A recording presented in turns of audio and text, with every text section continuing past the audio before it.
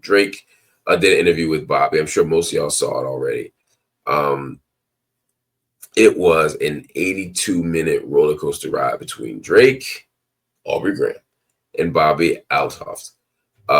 And Drake addressed a lot of stuff. Bobby asked Drake if he loves strippers, referencing his nightlife and his music. While he joked about his supposedly photoshopped abs. I mean, he talked about his braids. He talked about the alleged BBL.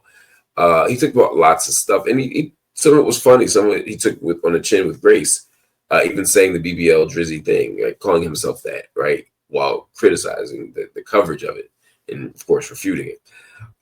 Drake told her that he just came from the gym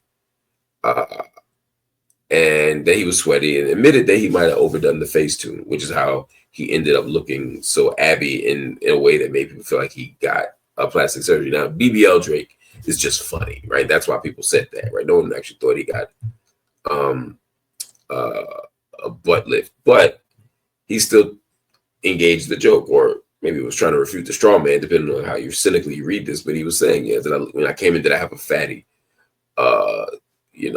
Asking her to check out his assets. And of course, she plays the whole role of like annoyed, sexually uninterested, at least with regard to Drake person, right? So there's a weird, there's a weird flirtation because they're in the bed. There's weird imagery, but she's playing the straight woman, ironically, by not being attracted to Drake. He's doing a lot of the comedic stuff. Then they have this dry comedic exchange, which I think is super interesting. I'm more of a between two ferns kind of person. I like Zach Galifianakis, but this is funny. This is interesting. I think there's moments where I want to hear more.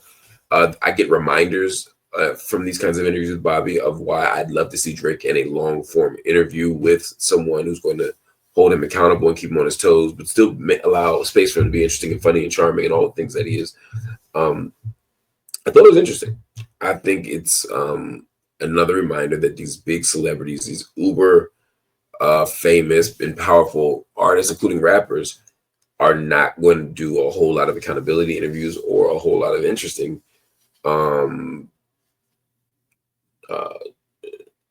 selections for who their interlocutor is going to be. They're not going to choose anybody off the beaten path. They're going to pick, every game's going to be a home game. And look, I get it.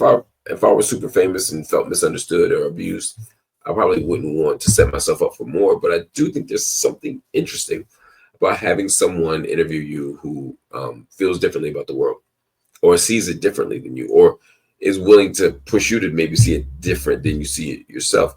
And I think we get good stuff out of that. When Drake talked about why he didn't go into the beef with Pusha T further, why he didn't make a response to the last track that Push put out about his son, I thought it was interesting.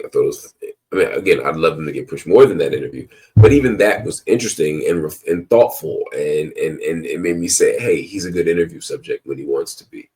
And so I want to see more of that from a variety of people, because again, I know some of y'all hate Drake, and some of y'all think I hate Drake. I don't hate Drake.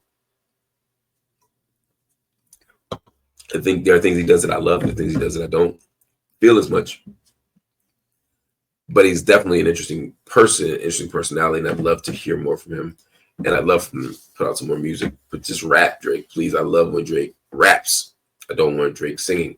I get that he makes hits. I get that he's a star. I'm not dissing Drake, so please keep your guns in your holsters. I'm just saying my preference is when he is just spitting, like just ahead in a cipher spit. And that's just me.